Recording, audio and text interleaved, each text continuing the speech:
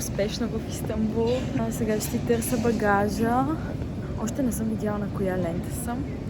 Принципно преди това, което правиха Pegasus, защото лета с Pegasus, пращат номера на лентата, кога са качили багажа, кога е пусната лентата на СМС. Сега не съм получила такова съобщение, може да е променено, може да е някаква услуга, която се доплаща, не знам. Но все ще го намеря и ще дойде. Просто все още не съм се ориентирала въобще дали са го пуснали. Така оказа се, че има четвърта лента, защото тук са три. И кой да предположи, че тук има четвърта, която е скрита. И хубаво, че питах, но така или иначе тук ще я пуснаха, така че сега ще го изчакам и взимам си го и излизам да се придвижвам към центъра. Възползвах се от чакането да си взема eSIM с интернет, защото се оказа, че моята е приключила. Също тя не е приключила, но принципно си ги взимам за 30 дена. Сега тази се оказа някакъв пакет, който е 15 дена и аз си смятах, че от последното ми ходене тук са минали 20 и няколко, т.е. щях да си използвам до оставащи интернет. Ви няма да мога, но поне сега съм спокойна, че ще имам и интернет по пътя към Истанбул. И така взимам си багажа и тръгваме към центъра. И пристигнахме в апартамента. Ето, Little Apartment Tour с страхотна тераса.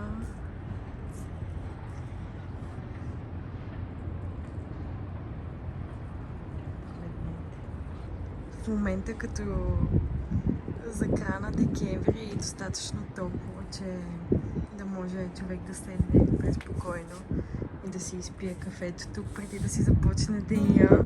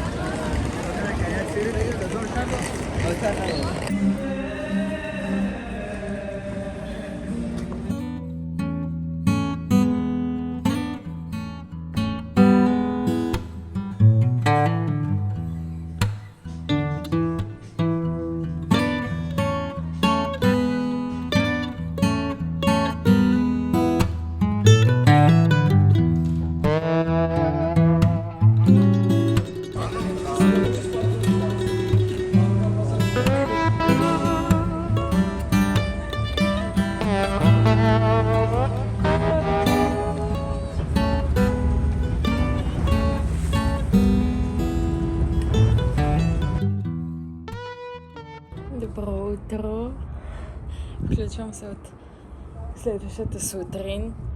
Излезнах да си изпия в случая чая, защото нямаме кафе. Има турско, но то се прави по малко по-специфичен начин. Аз все още не съм станала експерт. Може даже да чувате птици. Това в случая бяха гарги, но принципно са чайки. Не можах да се включа вчера, след като пристигнах, защото то времето много бързо се изниза. Ходихме с моят приятел да пием кафе, разхождахме се. Между другото, целият Истанбул е много коледен, макар да са мюсюлманска държава. Поне в Истанбул навсякъде се усеща този коледен дух. Даже смея да кажа, че от София в някои отношения в украсата ни бият, поне по централните места.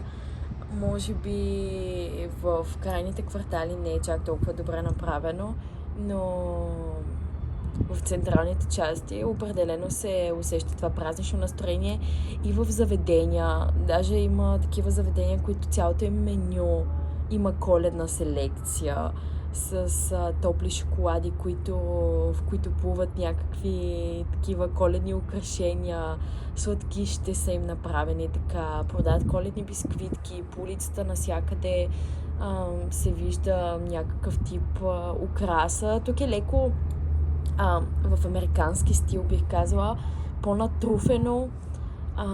Може да се видят такива точно Jesus статуи, някъде сложени елени, такива летящи, с дядо Коледа светещи.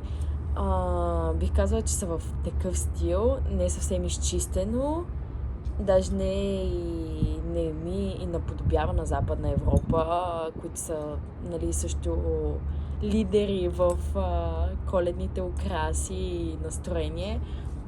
Но пак, нали, за човек, който за първи път идва тук, в този период със сигурно ще бъде нещо ново и най-вероятно няма да го очаквате, така че дори да попаднете в Истанбул в тази част на годината, пак може да се заредите с празнично настроение. За тях тук те Крисмас не празнуват, но казват Коледа, наричат тяхната нова година и даже приятеля ми обясни вчера, че има такова възприятие за нова година, че пак е християнски празник, което не е така, но някои хора отричат да празнуват нова година, точно защото го считат, че е нещо, което само християните трябва да правят и че си е наш празник. А за модерните турци това нещо не важи. Най-вероятно има такива, които и Коледа празнуват по някакъв тях си начин, макар да не го свързват пряко с религиозните ценности на Коледа. Качих ви отрязък от нещата, които правихме. Ходихме на традиционна вечеря. В всяко едно място, което видите, ще ви оставим и локация и цена, така че да може да се ориентирате, защото от много хора, нали, все още усещам, че го има това възприятие за Турция като цяло, пък и за Истанбул. То не прави изключение, въпреки че последните години определено има разлика от град до град. Дали ще пазаруваш продукти в Одрин или в Истанбул, разликата е, може в някои отношения да е двойна чак. Някои хора все още усещам, че си мислят, че в Турция е много ефтино. Не е така, напротив, в доста отношения даже е по-скъпо. И за наеми, особено в централната част. Airbnb-та отговарят на Западна Европа. Пак да не кажа, че за някои нишови квартали, в които примерно има по-малко настаняване или са бъдат много хубави, е доста по-скъпо. Кафе, примерно, да ви дам едно еспресо, може да ви е от 6 лева нагоре. Пък вече за всичките тези по-специални напитки, капучино, лате, ако имаш някаква добавка, и до 10 могат да стигнат, и това не говоря в луксозни заведения или кафета, а в най-обикновените централни заведения, които пак са хубави, има добър стандарт и най-вероятно, ако седнете, ще останете доволни и от обслужване, и от качество. Просто цените не са това, което са били преди 5-6 до 10 години или това, което може би повечето хора си представят. Даже така, тук като си говоря с местни или с хора, които са чужденци, но са живели тук от много по-отдавна, ми казват, изпуснала си периода, в който да дойдеш преди 5 години, нали, тук беше рай за чужденците, защото цените, усещало се голяма разлика в цените и с един чужд доход си може да правиш много. Докато тук, даже с една средно към добра българска заплата, тук в рамките на един месец много трудно ще успееш да оцелееш, по-скоро да живееш добре. За оцеляване е ясно, че ще стане, но пак по крайни квартали, с много лишения, не можеш да излезеш по ресторанти, с лимитирано нали, консумиране навън, дали ще бъде за кафе, тук за алкохол не става и дума, защото алкохол е много скъп, все пак е мюсюлманска държава, но даже за някакви такива малки неща вече така им е изменен стандарта, че става много, много трудно да се живее добре. Даже средно ниво да поддържаш тук, според мен за някои хора е много трудно. Заради това ще ви оставим и цените, за да може да се ориентирате и нали, имайте предвид, че това не са някакви много луксозни заведения и локации. Ако е такава, ще уточна, но примерно тези две места от вчера и където пихме кафе и ядохме десерти и за вечеря, са си по-скоро средни места, нали? Пак казвам, хубави, но не се водят по никакъв начин луксозни. Така че може да придобиете представа и да си направите вашето сравнение.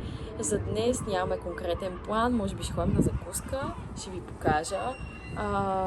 Тук закуската е едно от най-важните яденета за деня, така че на нас с моя приятел си някаква традиция, всеки път като дойде да се видим, да си започваме деня с хубава закуска.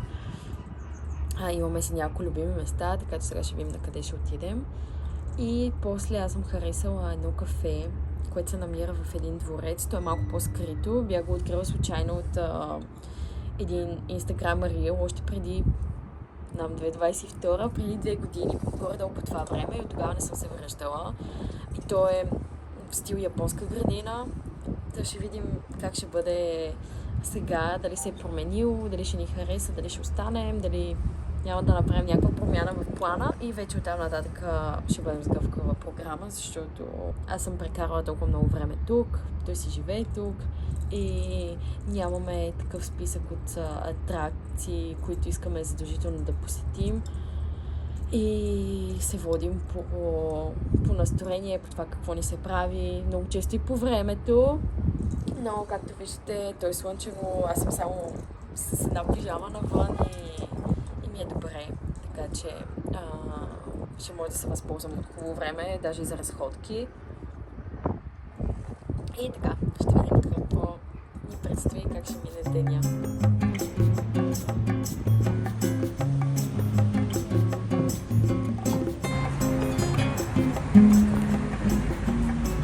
На път за закуска. На закуска. Както виждате, това е традиционната част, но по-малко от обикновено. Не поръчахме цялата руска закуска, защото идва леко тежко. Това, което виждате тук е като нашия мишмаш, просто е с по-малко яйца, повече домати и принципно не върви с сирене, но може да се добави сирене или кашкавал. Турците ядат винаги закуска с чай, придружена и домати, краставици, маслини, също сирена. И това, което е тук, е каймак, наподобява нещо смесено между масло и крема сирене, а това в десния ъгъл е много интересно. Като гриз, смесено с орехи и мед. Така, сега започваме. В Истанбул котките са на всяка една крачка, особено в квартала, в който сме ние. Те се водят кралиците на квартала и даже че се шегуват хората, че са по-добре третирани от хората, имат по-добър и спокоен живот. Но наистина, когато сте тук, навсякъде и по всяко време може да виждате котки.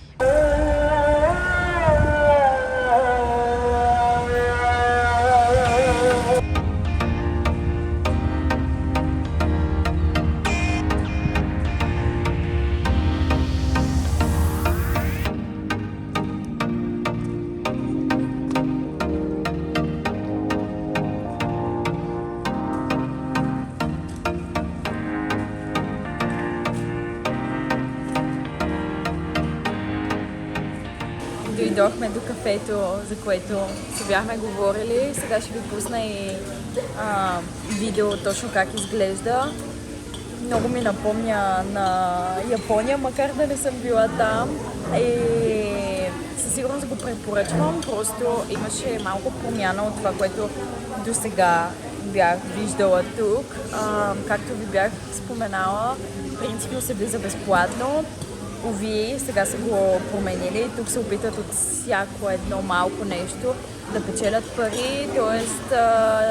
беше безплатно. Имахме изненада на входа, но пак мисля, че за чужденци се връзва някъде, ако го сметна, около 3,50 влизане с достъп до градините, които преди малко ви показах на влизане, и след това ще отидем да видим и гледката, която е пред двореца. Само една част се вижда, то е точно до морето, но мисля, че си се служава парите. И също кафето е малко по-традиционно и е на съвсем достъпни цени, както се казва Hidden Gem.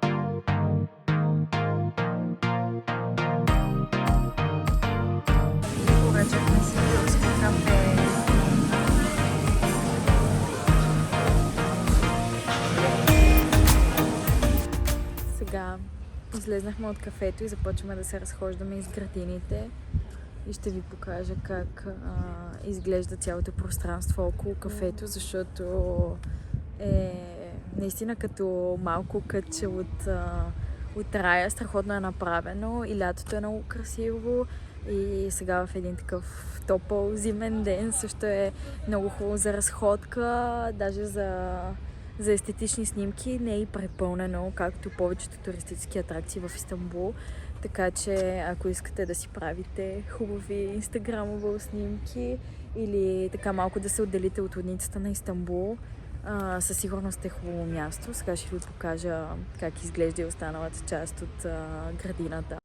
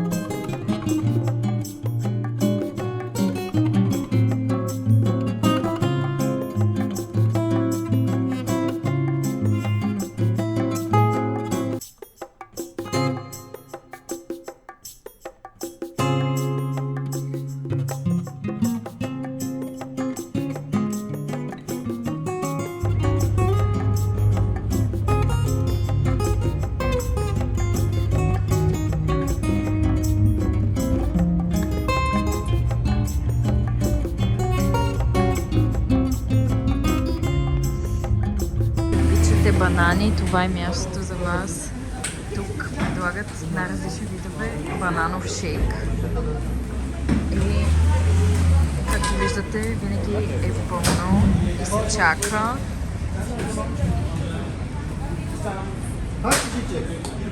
Не е моето нещо със сигурност, но пък хората го харесват. И е някаква патентована, запазена рецепта, която се пази в тайна. Така се казва Казим бюфе.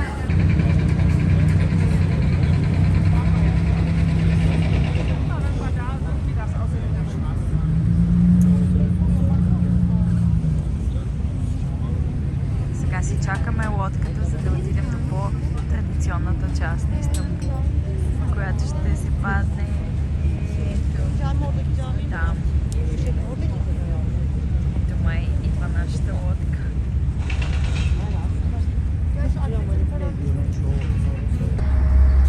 Потеглихме, ето така изглежда ферито и то се води градски транспорт, така че само за 2 лева може да се предвижите от една част на Истанбул до друга. Принципно най-разпространената форма на транспорт е когато се минава от европейската част на града до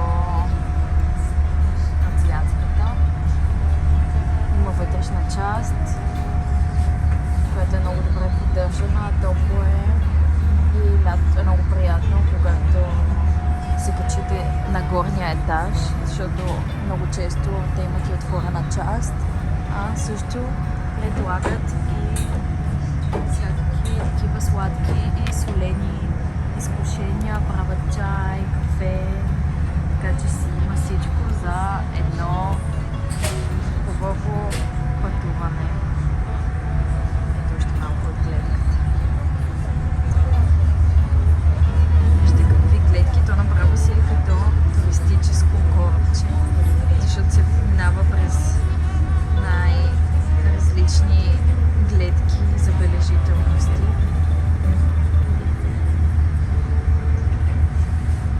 Това е дома Бахче, дворец, в който бяхме да пием кафе. Това също е една известна джамия. Там нагоре, ето там се пада. Ние квартал, в който спим.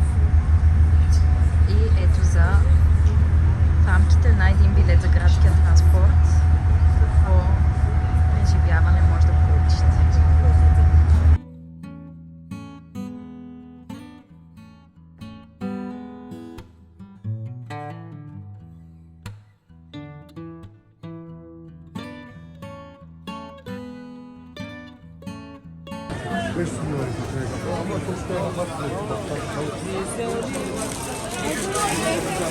И тук вече сме в голямата улица. Когато чувате за Истанбул, най-вероятно си представяте точно това. Всякакви сергийки, заядки, баклава, лукуми, нуга, сушени всякакви плодове и зеленчуци, сирена, колбаси, маслини, чай. И от всякъде ви привикват и ви дават да пробвате. Айде, тук даже ми дава. No, thank you. Тук няма да останете ни гладни, ни жадни. Просто после, естествено, всеки очаква да си купите нещо. Ето го и Дубай. Шоколада. Чак и туршия подават. И тук е входа за египетския пазар, ако не се лъжа. Но там всичко е една идея по висока цена. Но пък за сметка на това си струва да го видите. Както ви казах, тук не си пестат коледните декорации. Даже има цял магазин за коледни стоки. Елхи, Дядо Коледа, Снежен човек.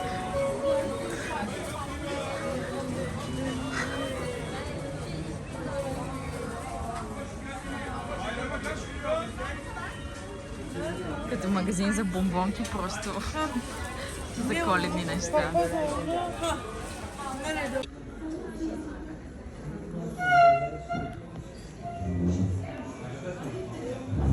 Какъв невероятен магазин, съчетан с кафе, чай. Тук са специализирани в чай, не мога да ви опиша как мирише.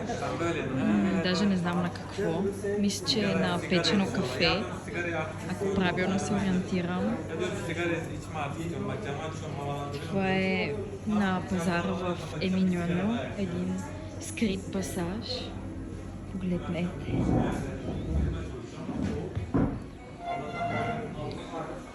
Ще сложа как се казва в описанието, защото трябва да се влезе малко по-навътре и да го знаеш, за да го намериш, но определено го препоръчвам за кафе или за чай.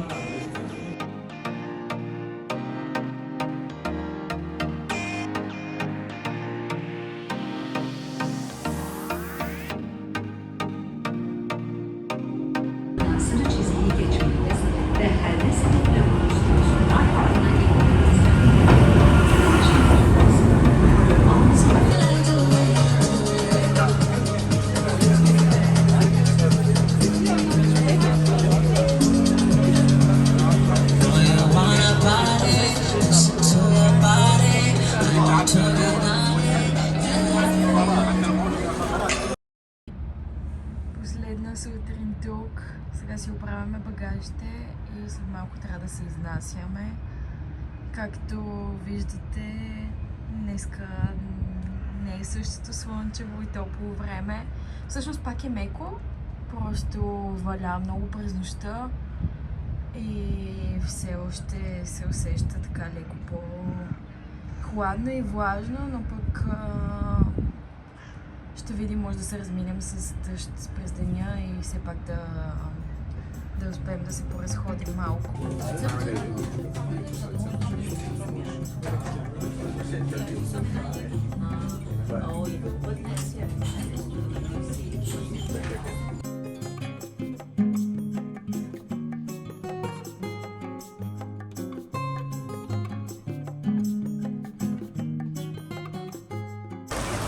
Приключихме с закуската и дойдохме за малко коледен шопинг, но заваля много и ще трябва да изчакаме.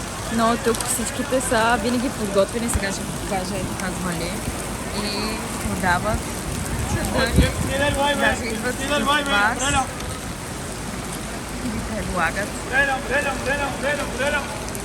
Тук наистина са специалисти по всякакъв тип продажби. Да, в крайна сметка се оказаха прави. Прогнозите за валеж трябва да изчакаме, защото наистина заваля много. Даже да може да му вратнем от магазина.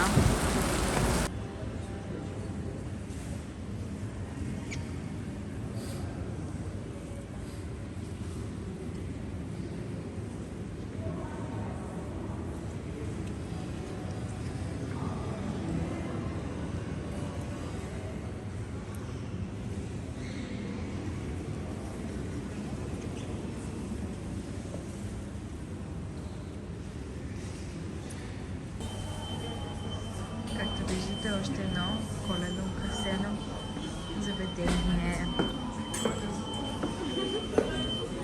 Принципно са специализирани в чай, но имат и страхотни здравословни десерти и също така наподобяващи брънч опции. Не бих ги нарекла брънч място, по-скоро са чайна къща, но даже за ядене имат хубави неща. Едно от най-добрите места за матча в Истанбул. Просто погледнете този цвят. Матчата най-вече се различава по цвета, за това какво качество е. И тук със сигурност е 10 от 10. Така изглежда отвън.